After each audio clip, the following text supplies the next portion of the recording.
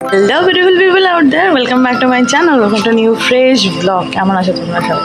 আশা করি খুব ভালো আছো, সুস্থ আছো, হাইড্রেটেড আছো, তাই তো? তো আজকে থেকে গুড মর্নিংটা ছাদের থেকেই করলাম, বিকজ ছাদে অনেকগুলো জামা কাপড় মেলে ফেলেছি। আর আজকে থেকে অফিস স্টার্ট, বেশ কিছু দিনের অফ ছিল অফিস থেকে, তো স্টার্ট হয়ে গেল আজকে অফিস। ওই আর কি, তোর বড়ি খারাপ বড়ি তোর। তো দেখতে থাকো কী কী অ্যাক্টিভিটিস আমার থাকে অফিস ডেজে।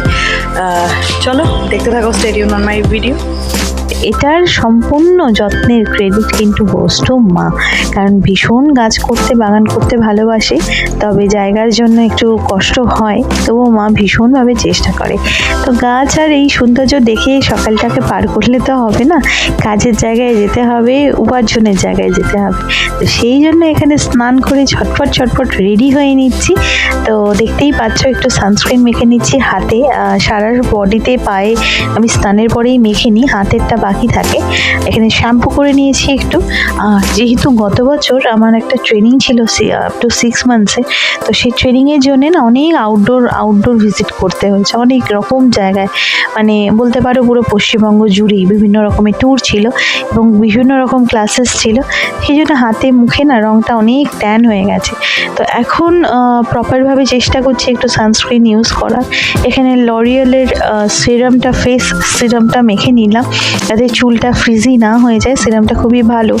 আর ফিটমি, যে মেবেলিনের ফিটমি রেঞ্জটা রয়েছে তার একটা কম্প্যাক্ট পাউডার দিয়ে নিচ্ছি, যেহেতু আমার একটু oily plus dry combination skin, তো সেই জন্য এই কম্প্যাক্ট পাউডারটা কিন্তু সত্যি ভালো। এটার আলাদা করে আমি একটা ভিডিও অবশ্যই দেবো, টোটাল মেকআপ টিউটোরিয়াল।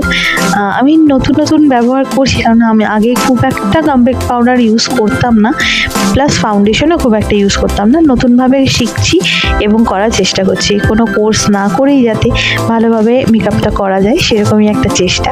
যাই হোক, ছোটোখাটো একটু স্কিন কেয়ার করে নিই। এখানে মেকআপ বলতে ওই কম্প্যাক্ট পাউডারটা। তো এই বনু পিছন থেকে কি একটা ইয়ার্কি করছে। আর এখানে হাত ঘড়িটা পরে নিলাম।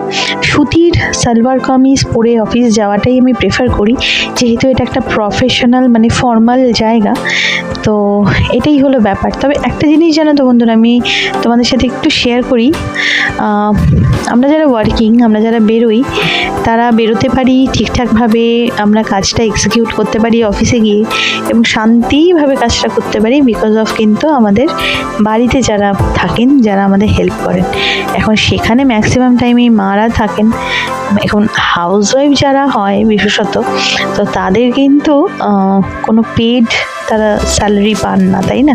তাদের কাজের জন্য আমরা না একটু ছুটি পাই, একটু ভ্যাকেশন কাটাতে পারি, সব কিছু কাটিয়ে নিয়ে পেড ভ্যাকেশন থাকে, তাদের কিন্তু থাকে না। এবং তারা থাকেন বলে তাদের 24 আওয়ার্স 24/7 তাদের কিন্তু ডিউটিটা চলে। তো আমার মনে হয় তারা অনেক বেশি অ্যাপ্রিসিয়েশন পাওয়ার তারা মানে ডিজার্ভ করে। তো এখানে যাই হোক, অনেক জ্ঞানের কথা বলে দিলাম, তবে এটা আমার খুব ডিপ থট, তোমাদের সাথে শেয়ার করতে ভালো লাগলো। এখানে রেডি হয়ে নিচ্ছি, পারফিউম দিয়ে নিচ্ছি।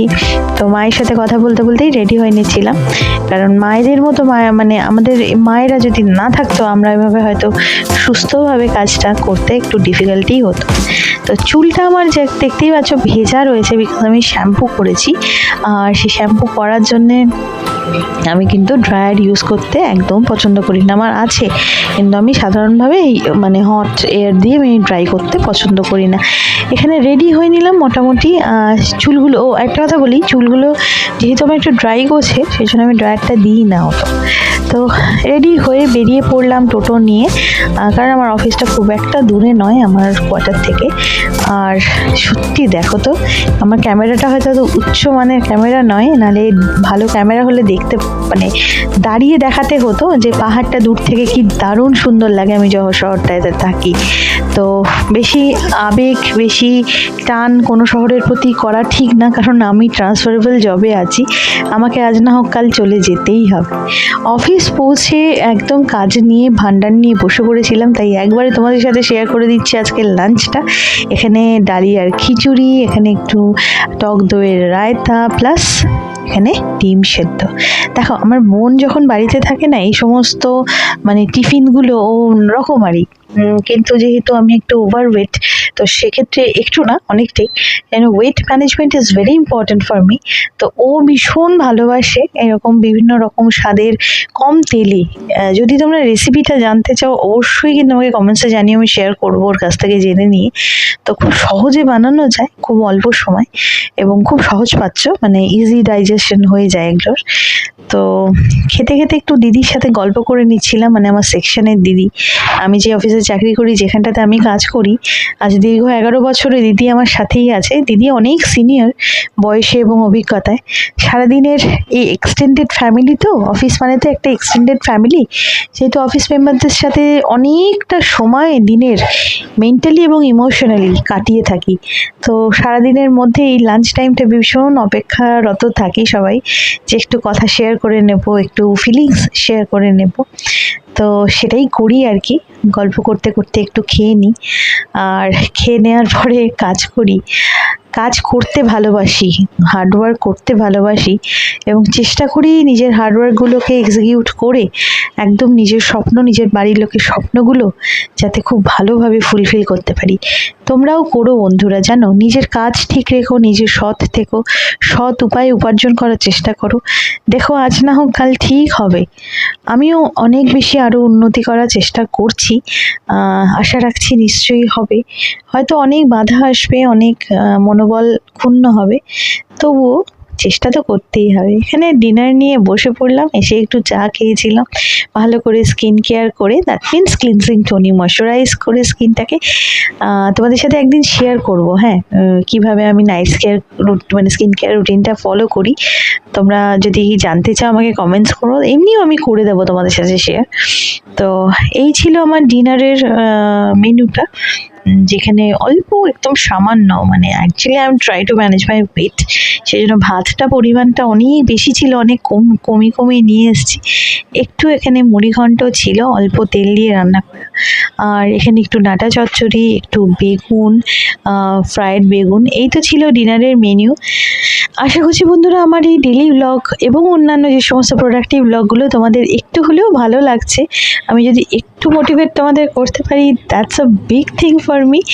আর খুব ভালো থেকো, আমার চ্যানেলটাকে একটু ফলো করো এবং সাপোর্ট করো।